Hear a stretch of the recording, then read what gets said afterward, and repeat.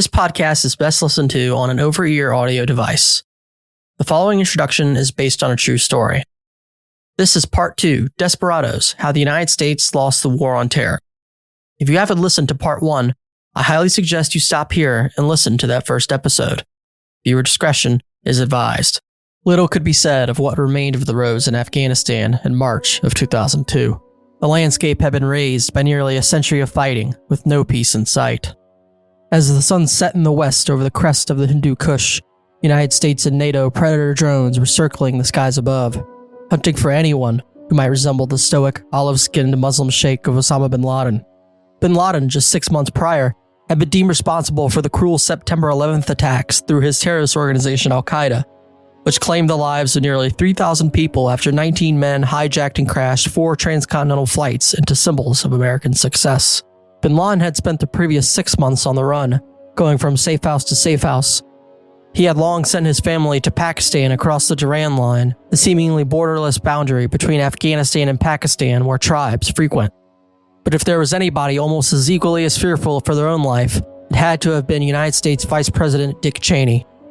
Even before 9/11, Cheney had long feared a governmental decapitation strike on the United States. So much so he had rehearsed for such a thing as far back as his days in the Reagan administration.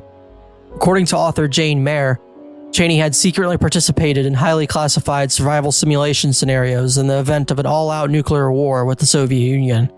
Without warning, Cheney would disappear in the dead of night as he would be shipped off to an undisclosed location where he'd pretend, for days at a time, to be a substitute president. Although this may explain his calm and determined demeanor on September 11th, fear still resonated with him in the months following the attacks. Completely blindsided by the attacks, Cheney's worst fears about a second wave haunted him. Family members said he was preoccupied by terrible things he couldn't talk about, or that they don't know him anymore.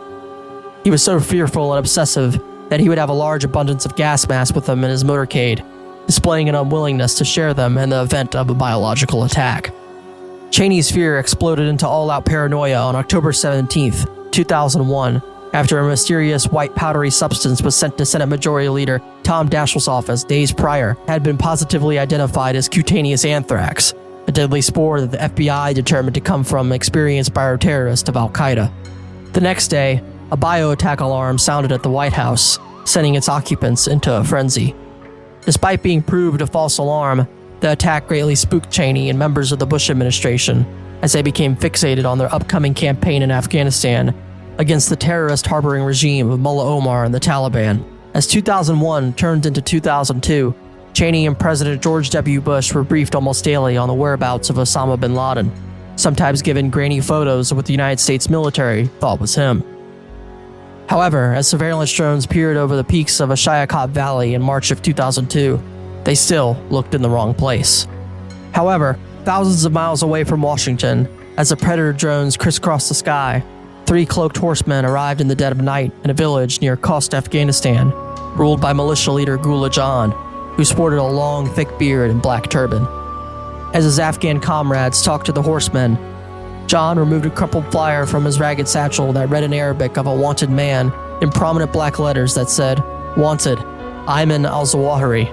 Al-Zawahiri was the chief deputy of Al-Qaeda, the right-hand man of Osama bin Laden, with a bounty of $25 million due to his association with the planning and execution of the 9/11 attacks. As John began pondering the life he would be given if he could turn in such a man to the Americans, one of the horse riders approached him and began removing his face covering. The horseman was puny and was dwarfed by Gullah John and his Afghan, likely Taliban-sympathizing companions. As he approached John, he made a note of his appearance. He was dressed like an Afghan but had a beautiful coat, and he was with 2 other Arabs with masks on. As the puny horseman removed his face mask, Gullah John was struck by his appearance. He wore dark, wire-rimmed glasses and had serene eyes that displayed a deep contemplation and decisiveness of the situation. A dark callus was revealed on his forehead, revealing long hours of prayer. John quickly realized who the puny horseman was. It was the man on the wanted flyer, Dr. Ayman al-Zawahiri. Disturbed but calm, Zawahiri asked John about the whereabouts of American troops and directions. John pointed in an easterly direction. Pleased with this newfound information, Zawahiri calmly stated, "May God bless you and keep you from the enemies of Islam. try not to tell them where we came from and where we are going. Welcome back to the Human Factor Podcast. I'm your host, Nick Delahaye. Please join me as we continue our story of the War on Terror and address what made it destined to fail. Unclear objectives, failure to address the root causes of 9/11, and the massive loss of public opinion and moral depreciation by the United States political administration. Chapter 6. Moral Ambiguity.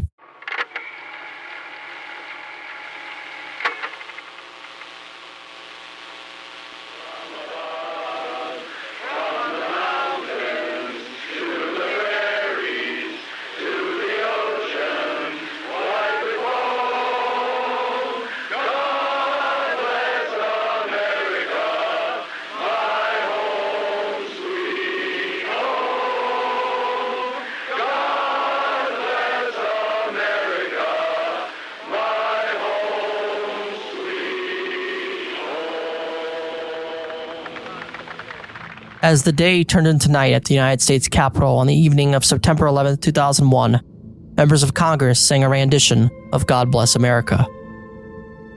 As the threat of danger ceased, legislatures had already begun drafting what would have become the infamous joint resolution known as the Authorization for the Use of Military Force. There was little objection to its contents, and its framework was written deliberately. On September 18, 2001, the authorization for use of military force was passed almost unanimously, giving President George W. Bush authority to use all necessary and appropriate force against anyone who planned, authorized, committed, or aided the September 11th attacks. If anybody was morally opposed to this resolution, it was Democrat Representative from California, Barbara Lee. Lee had long been an anti-war pacifist, which caused her to be outraged over this resolution.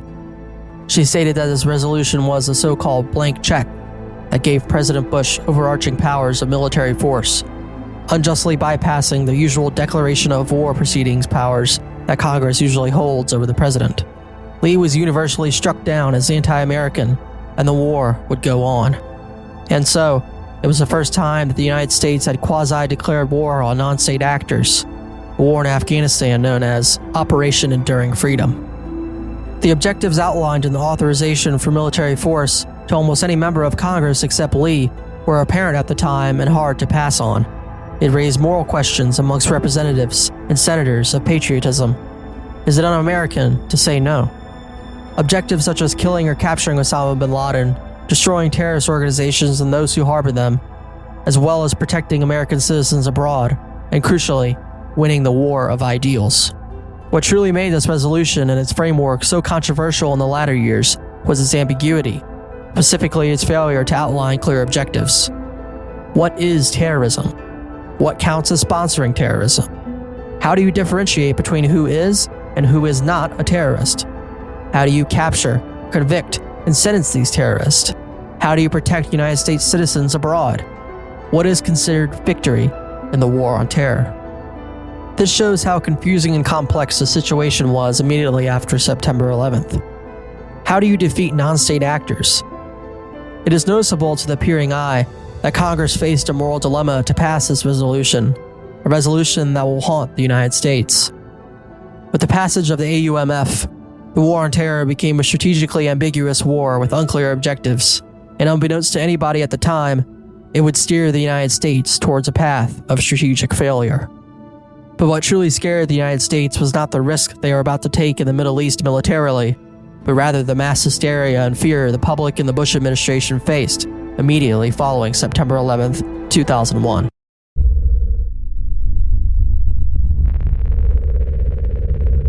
Even as the long shadows of the World Trade Centers in New York had vanished, the fires at the Pentagon had been extinguished, and the debris in Shanksville, Pennsylvania had been cleared, Americans and public officials constantly looked over their shoulders, gripped by the fear of a much-dreaded second wave attack by 9/11 copycats or Al-Qaeda themselves.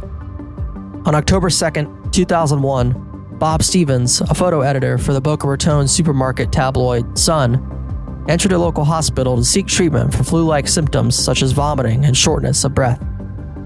After extensive testing, it was confirmed that Stevens had contracted an extremely rare form of pulmonary anthrax that he inhaled. he would die a sudden death 3 days later. Anthrax is a deadly spore that naturally occurs in soils worldwide. A human can contract this fatal bacteria by coming in contact with livestock, which makes Stevens' death extremely unusual since he was never around it.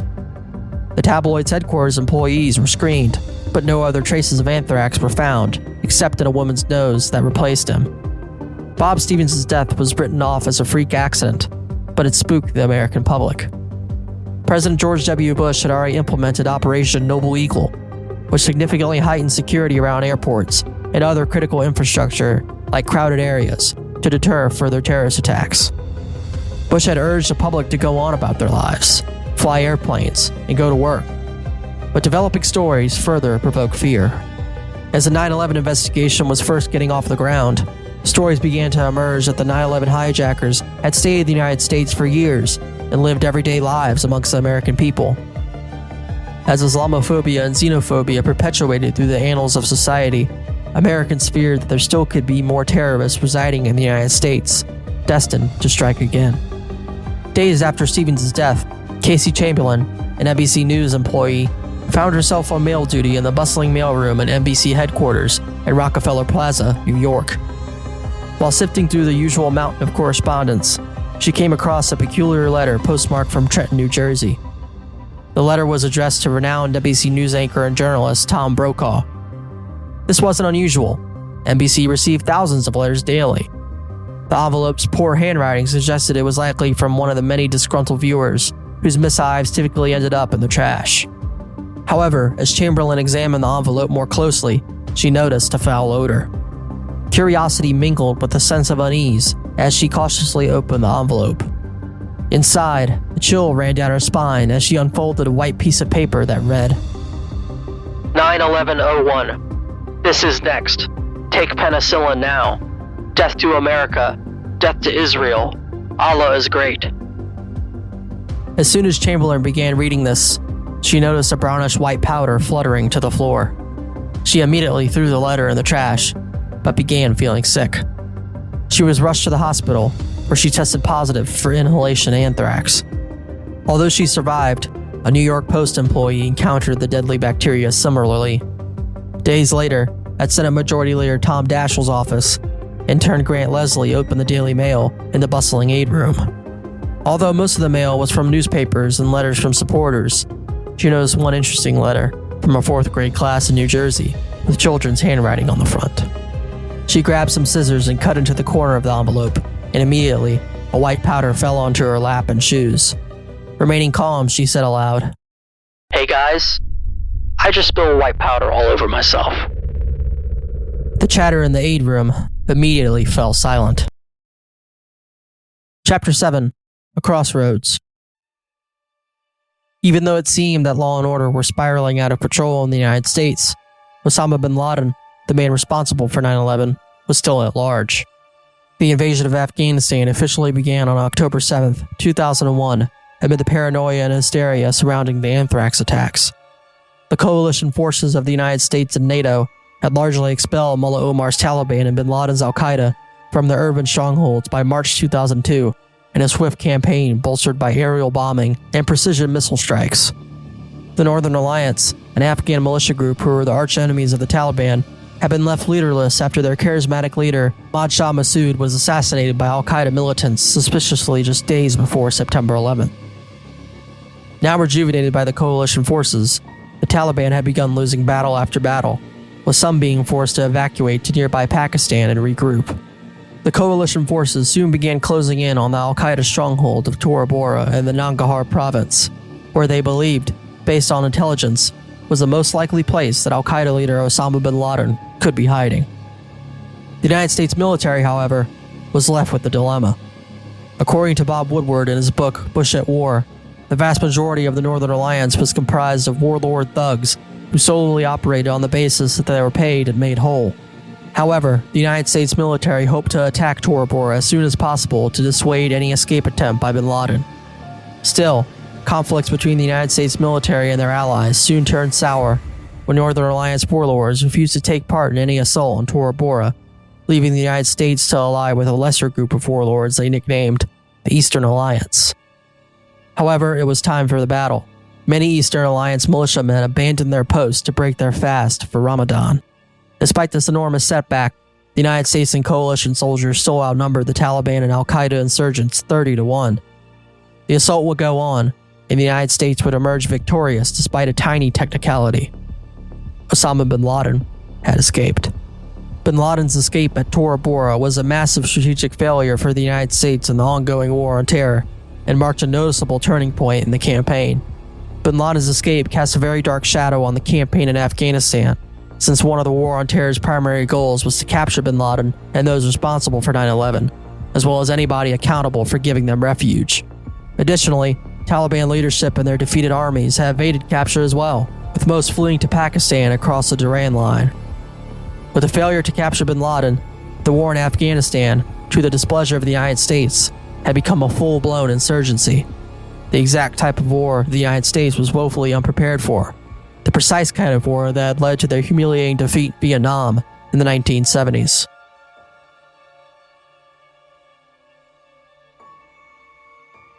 The war in Afghanistan faced a significant setback with the failure to capture Osama bin Laden, casting a dark shadow over the campaign to dismantle al-Qaeda and topple the brutal Taliban regime that harbored them. The elusive Taliban leader Mullah Omar and his followers slipped over the Durand Line into the rugged, lawless Pashtun regions of rural northern Pakistan to regroup to launch a newfound insurgency against the invading United States military.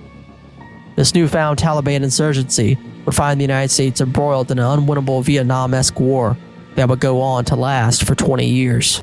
With bin Laden's whereabouts shrouded in mystery, the United States was left questioning whether he was even alive, or began contemplating new ways to track him and capture him. Rather than focus on military-led missions to bring him to justice, the United States shifted resources toward a more covert plan led by the Central Intelligence Agency. This new plan introduced a bold strategy to achieve one of the War on Terror's elusive goals, bringing terrorists to justice. However, it was steeped in controversy and set the United States on a precarious path, failing to address the root causes of 9/11. Sometimes, it even risked transforming them into villains they sought to bring to justice. Chapter 8. Let's roll with the new guy. Before I begin this chapter, I want to inform you that its contents may disturb some listeners. Content such as torture and its methodology will be mentioned. Please proceed with discretion. On March 28, 2002, in coordination with the Pakistani Inter-Intelligence Service, the Central Intelligence Agency made its first breakthrough in the search for Osama bin Laden. In a raid on an alleged al-Qaeda safe house in the city of Faisalabad, bin Laden's alleged senior lieutenant Abu Zubaydah was captured after nearly being mortally wounded in a firefight during the raid. Months earlier, shortly after 9/11, President George W. Bush signed a covert action memo that enabled the Central Intelligence Agency to undertake operations designed to capture and detain persons who pose a continuing, serious threat of violence or death to United States persons in interest who are planning terrorist attacks. The capture of Abu Zubaydah was the first feather in the cap of the CIA in the hunt for al-Qaeda leadership. Due to there being no place for the CIA to hold foreign nationals without charge, the CIA transferred Abu Zubaydah, after recovering from his injuries, to a black site in Bangkok, Thailand, where he would be held for questioning. Now would be an excellent time to learn if you do not know what a black site is. In simple terms, a black site is essentially a secret prison. Specifically, the Central Intelligence Agency established a network of these detention interrogation centers, all abroad and not subject to United States law. These black sites house suspected al-Qaeda members who may be able to provide them with information that could lead to the capture of higher-ranking al-Qaeda combatants. One of the many problems with these black sites is that they are inherently illegal. Not a single United States citizen in and around the time Abu Zubaydah was captured knew a thing about what a black site was. It was a very well-kept secret, and for a good reason. They were extraordinarily illegal under international law, specifically the Geneva Convention, which established set rules on how nations should treat captured enemy combatants. Who could approve of such a thing? That is an easy answer. The President of the United States.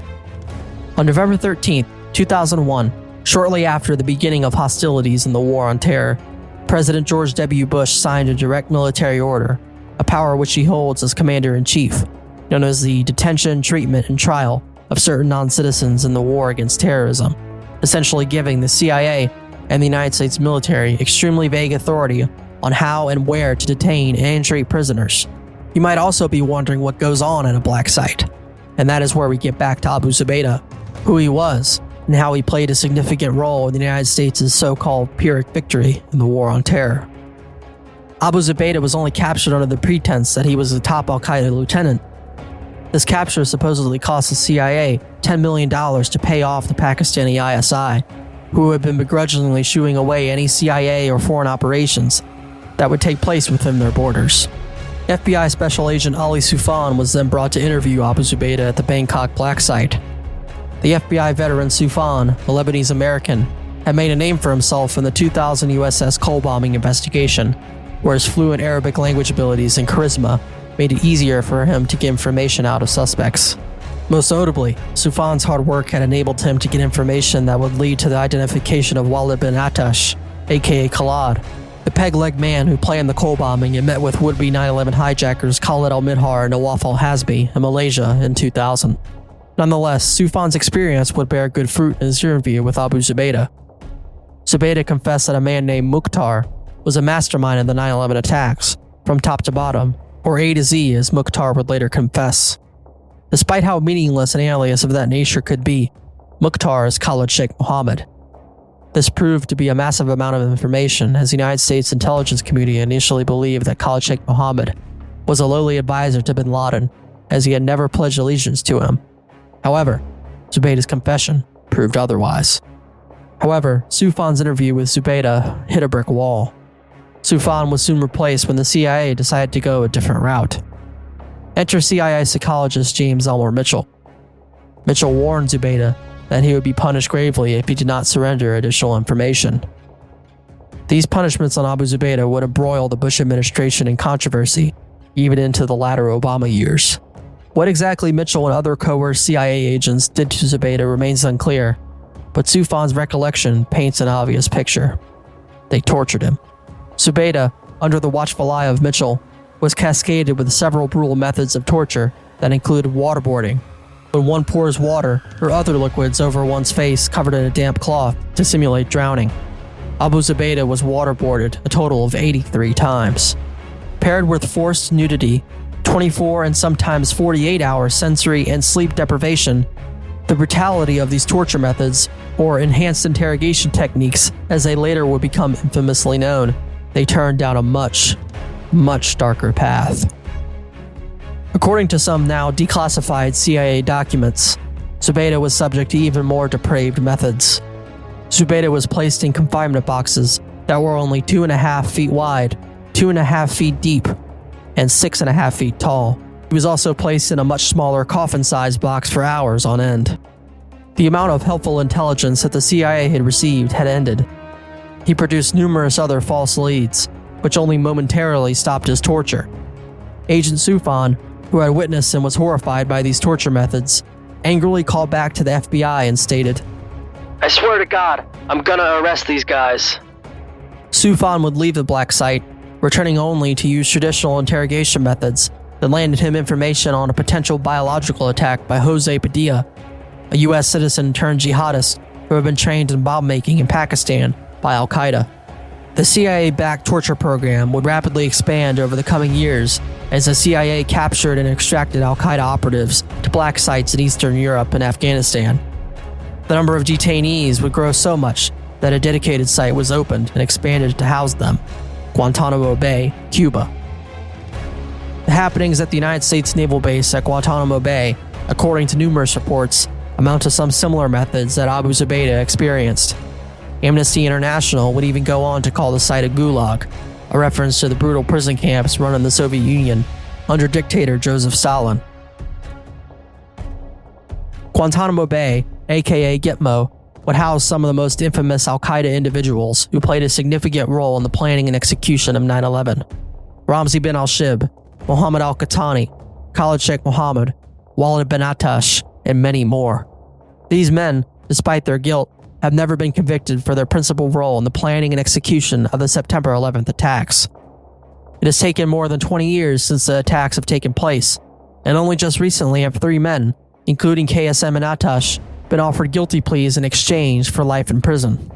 However, their pleas were recently revoked, putting the chance of death penalty back on the table. These men will very likely die in Guantanamo Bay, never once to see trial and conviction for their role in the murder of thousands of innocent Americans. These men, throughout their entire time at Guantanamo Bay or other CIA black sites, have been subjected to enhanced interrogation techniques.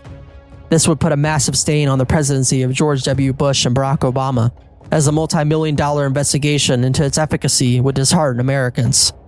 These torture methods were equivocally denied to exist by the Bush administration, but were later revealed to be approved by Vice President Dick Cheney.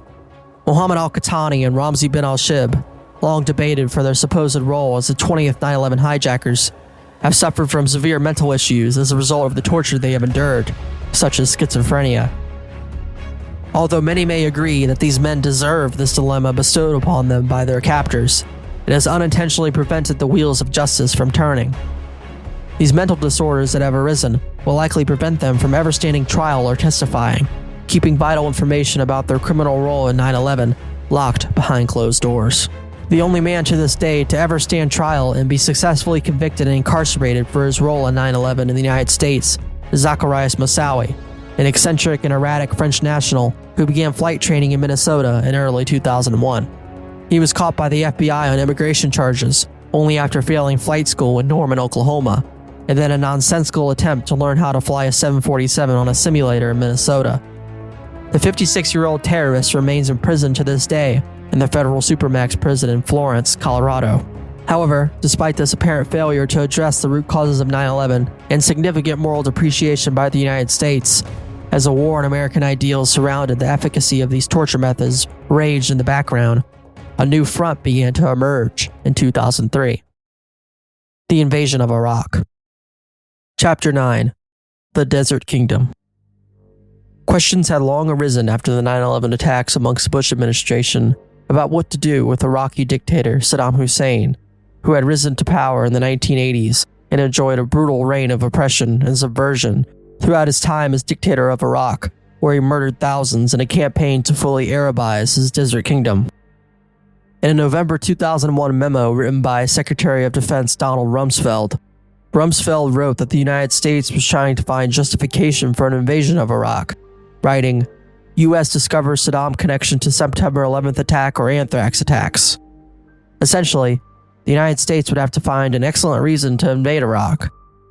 But how do Iraq and Saddam Hussein have anything to do with 9/11? The United States had already invaded Iraq once before in the 1990s, kicking Saddam Hussein's invading army out of Kuwait to defend key United States ally Saudi Arabia from potential invasion by Saddam. Ever since, the United States maintained a significant military presence in Saudi Arabia to enforce a no-fly zone over Iraq, up until the invasion in 2003. The Republican Party platform in the 2000 presidential election had argued that Saddam Hussein's Iraq was a national security threat and advocated for the removal of him from power by whatever means necessary, invoking the 1998 Iraq Liberation Act. The 1998 Iraq Liberation Act, signed into law by President Bill Clinton in October of that year, made the promotion of democracy in Iraq an official United States position. However, the underlying reasons why such an invasion of Iraq could ever have a willing following lay in Iraq's history of deadly chemical weapons, better known as weapons of mass destruction. Iraq had long had a biological weapons program despite being a signatory of the Convention Against Biological Weapons. Iraq's first use of chemical weapons occurred during the Iran-Iraq War in the early 1980s, once the war had devolved into trench warfare and further stalemate. The Iraqi Ba'athist Party, headed by Saddam Hussein and ruling authority in Iraq, had employed a man named Ali Hassan al-Majid, who would later become more notoriously known as Chemical Ali. Chemical Ali became the proconsul of the northernmost parts of the country, garnering command over most state agencies being run in those areas, most prominently the region of Kurdistan. The Ba'athist Party was a staunchly Arab nationalist, quasi-secularized Sunni Muslim socialist regime and deeply hated the large northern Kurdish population. They had long employed Arabization policies, most notably their relocation of Kurds and further acts of political repression. However, the employment of Chemical Ali as a pseudo-governor of northern Iraq changed much of this. The chemical weapons being used against Iran were soon turned on the Kurdish population. The Ba'athist Iraqi government and Chemical Ali would go on to murder tens of thousands of innocent Kurdish civilians, allegedly using them to test their chemical weapons. With the United States' expulsion of the Iraqi army in the Gulf War and the ceasefire between the two, Saddam's Ba'athist Iraq was primarily left in ruin. The dictatorship would experience financial ruin throughout the 1990s and early 2000s, having to pay billions in war reparations for invading neighboring Kuwait, reparations that would not be paid off until 2022. However, the defeat of Iraq and its conditional disarmament did not necessarily mean the end of Iraq's biological weapons program. Iraq was forced to allow United Nations weapons inspectors to enforce the terms of the disarmament. However, Iraq was not as crystal clear as anticipated. Iraq was forced to declare and dismantle all biological agents and weapons of mass destruction. However, throughout the 1990s, according to military historian Williamson Murray in his 2005 book, The Iraq War, A Military History, Saddam's Iraq subverted the United Nations Special Commission tasked with ensuring the disarmament of Iraq's weapons of mass destruction. With these conditions, the Bush administration in Washington, D.C. began digging up more intelligence on possible Iraqi noncompliance, allegedly without consideration of its integrity. However, in 2002, a year before the invasion, the UN Security Council passed Resolution 1441, giving Iraq a request to allow weapons inspectors in the country to monitor the disarmament terms. Iraq agreed to allow weapons inspectors to continue their work, but they allegedly attempted to obstruct inspections on multiple instances. This failure to comply with the resolution gave the United States reason to appeal to the United Nations to rally support for a potential coalition invasion. The most notorious appeal came from United States Secretary of State Colin Powell, who appeared before the UN Security Council in February 2003.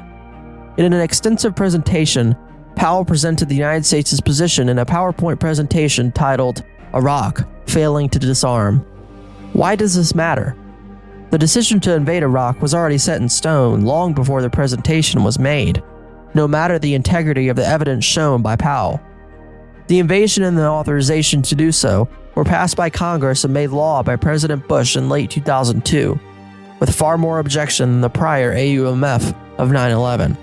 Although highly conspiratorial, additional evidence to garner congressional support was echoed by Vice President Cheney. Aside from the primary justification of Iraqi noncompliance, evidence such as an Iraqi connection to the 2001 anthrax attacks, as well as an alleged 2001 meeting in Prague between 9/11 hijacker ringleader Mohammed Atta and an Iraqi diplomat. Both were later proven to be false. The anthrax attacks investigation lasted until 2010, although seemingly inconclusive. The FBI implicated United States Army scientist Bruce Ivins, who acted alone based on circumstantial evidence. Regardless of the integrity of any claim of Iraqi connections to 9/11, or their noncompliance with weapons inspections, as well as doubts on the legality of a United States invasion, Iraq was invaded anyway in the early morning hours of March 19, 2003, by the United States and coalition forces of the United Kingdom, Poland, and Australia. The Iraqi military, as well as a vast majority of their installations, were almost immediately wiped off the face of the earth by the brute force of the invasion, utilizing a strategy known as shock and awe. By April 9th, all governance in Iraq had collapsed entirely, and the United States and coalition forces successfully captured the Iraqi capital of Baghdad. The most famous event of the entire war came later that evening, when Iraqi citizens began descending on Saddam Hussein's birthday gift statue in Firdos Square in Baghdad.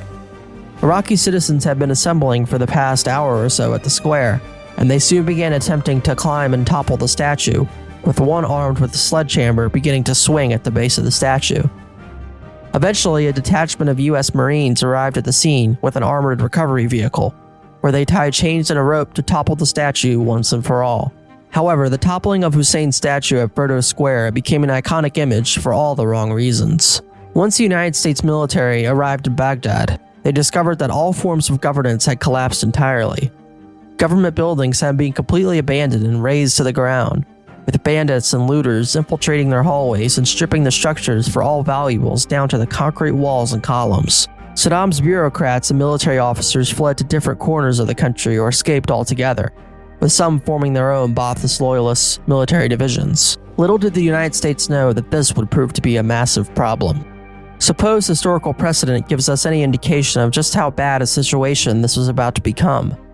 In that case, we can look back to the Allied occupation of Western Germany after World War II. The United States and its allies utilized surrendered German army troops to comprise a new Western German army, the Bundeswehr, to carry out essential governance and garrison vast swaths of the country.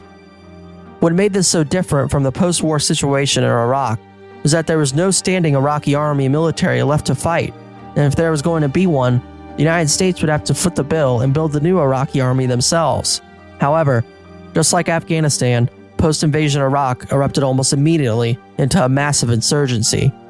But what made the insurgency in Iraq so different and far more brutal than the one in Afghanistan was the explosion of sectarian violence. Violence with a significant historical precedent, and violence that the United States was ill prepared for. Chapter 10: The Shake of the Slaughterers. As April 30th, 2003 turned into the 1st of May, American and coalition tanks were rolling into the deserted city center of Baghdad, searching for any pockets of potential resistance to mop up. Later that evening, off the coast of San Diego, United States Navy sailors aboard the USS Abraham Lincoln aircraft carrier anxiously awaited the Commander-in-Chief, President George W. Bush, to give a speech aboard the massive vessel. As the sun began setting in the western sky, a Lockheed S-3 Viking made its final turn to line up with the carrier. It hit the landing deck hard, its turbofan engines rising to a full song as it came to a halt. As the engines began powering down, a confident President Bush stepped out in full Navy pilot gear. With a smile, President Bush approached the podium waiting for him. In the background, a massive banner read, "Mission Accomplished." This speech, although declaring the end of major combat operations in Iraq, would mark the beginning of a whole new war in the desert nation of Iraq. A war the United States was ill prepared for. A war that failed to address the root causes of 9/11, as well as skewing the inherently unclear objectives of the war on terror. For the next 8 years in Iraq, Shia Muslims, who made up the majority of the country, would seek out reprisals for their oppression and abuse under the Sunni-dominated government of Saddam Hussein.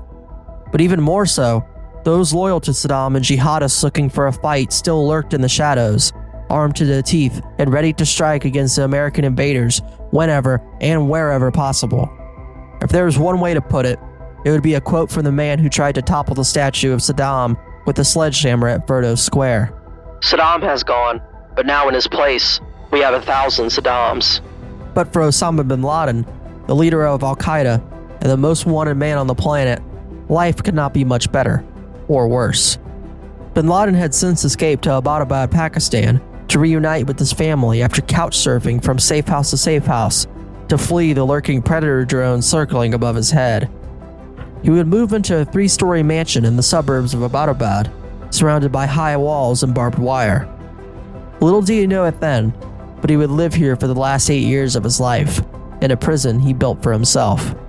In just 2 years, the United States had gone from near success in Afghanistan to now embroiled in an unwinnable two-front war against factions with little identity. Bin Laden's jihad, which he had been dreaming of throughout the 1990s, was proving very successful. He hoped to drag the United States into an endless war, where he could crush their morale using guerrilla warfare and faceless soldiers with fanatical reasoning.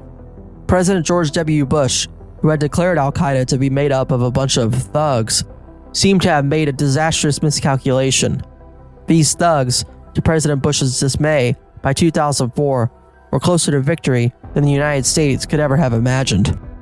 The war in Afghanistan by this time looked equally hopeless to the one in Iraq. The United States had propped up Hamid Karzai to rule the new Islamic Republic of Afghanistan. However, it did not go as planned. Karzai's democratically elected government was riddled from top to bottom with corruption and cronyism, and the new National Army was equally as hopeless. The all-volunteer force, despite being trained extensively by the United States, could not hold their own against the ever-evasive Taliban. Guerrilla warfare tactics utilized by the Taliban had deprived them of morale. As the war dragged on, Afghan army troops became addicted to opium, displaying an even more unwillingness to fight. In Iraq, similar nation-building tactics continued hopelessly. Any attempts at law and order were undermined by sectarian violence between Sunnis and Shias, as well as thousands of new soldiers flooding in from all over the Middle East. responding to bin Laden's call for jihad against the United States. Car bombs, suicide bombers, and roadside improvised explosive devices became a daily occurrence in Iraq and Afghanistan, as bin Laden and Taliban-backed jihadists murdered scores of United States and coalition troops in the years to come. However, al-Qaeda itself, just like the United States, was having problems of its own. As bin Laden fled into hiding and his deputy, Ayman al-Zawahiri, was also on the run, it led to the collapse of central authority in the organization and the hindrance of the flow of information to other branches of the organization in different countries. Furthermore, sub-organizations of al-Qaeda began taking up a bit of a mind of their own, especially in Iraq. One of these sub-organizations would go on to characterize Islamic fundamentalism and Salafist jihadism in the late 2000s and 2010s, the Islamic State of Iraq and Syria, better known to you as ISIS. ISIS was founded right before the September 11th attacks in 1999, but rose to more prominence after the United States invasion of Iraq in 2003. It was founded by former al-Qaeda jihadist and Jordanian Abu Musab al-Zarqawi. The erratic, bloodlusting Zarqawi had made an early name for himself when he paid and ordered two jihadists to murder United States diplomat Lawrence Foley, which they did successfully when he was walking to his car to go to work outside of his home in Amman, Jordan. Although Zarqawi was killed by a U.S. airstrike in 2006, the organization lived on as his calls to turn the insurgency against the United States and Iraq into a Shia-Sunni civil war thrived in the waning years, so much so Zarqawi became known as, even after his death, the Sheikh of the Slaughterers.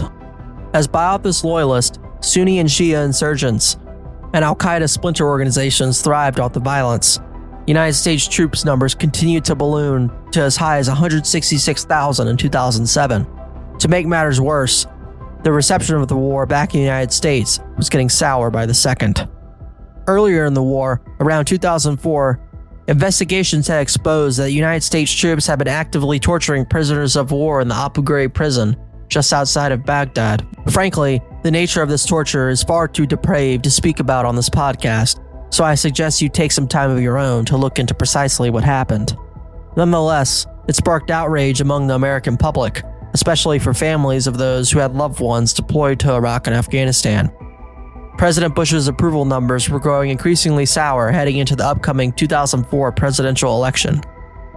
Despite the growing concern over the success of military operations in Iraq and Afghanistan, Bush narrowly won the 2004 presidential election over John Kerry, and the Republicans retained control of Congress. And so, the bloodshed in Iraq would continue, as it was once again a focal point in the 2008 presidential election, as both the Democratic and Republican parties propped up two new candidates, Barack Obama and John McCain. President Bush's presidency, however, would not go out silently. Embroiled with domestic issues such as his handling of the Hurricane Katrina disaster response and the worsening financial crisis, the Bush administration essentially became a quagmire. As the death count of American troops in Iraq and Afghanistan continued to climb by the day, President Bush himself had shoes thrown at him by an Iraqi journalist, Americans became as disillusioned as ever.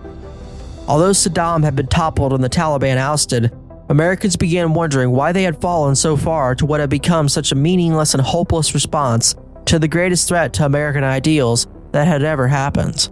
With these burdening precedents, Illinois Senator Barack Obama was thrust into the spotlight in 2008 when he defeated Republican frontrunner John McCain in the presidential election. A completely new era in the War on Terror would unfold here. Chapter 11.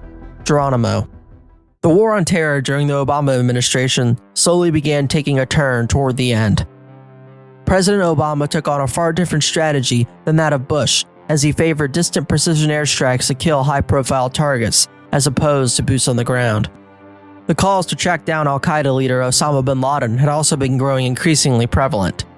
For almost a year since 2010, the Central Intelligence Agency had corroborated intelligence that bin Laden very likely lived somewhere in Pakistan. It was just now a matter of where.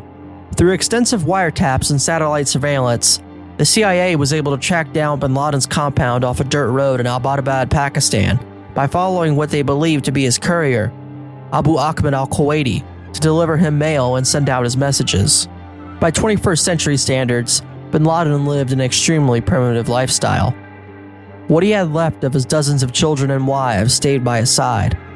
Bin Laden's kids were limited to the confines of the compound, often playing with the chickens or finding fun in the rickety swing set in the courtyard. One of his sons even captured daily events on a small video camera. Bin Laden lived on his usual daily nourishments, dates and vegetables, while his children dined on delicacies from a local corner shop, such as chocolate milk or Pepsi Cola. Bin Laden's primitive yet self-built prison for himself had arguably made him into an obsessive man.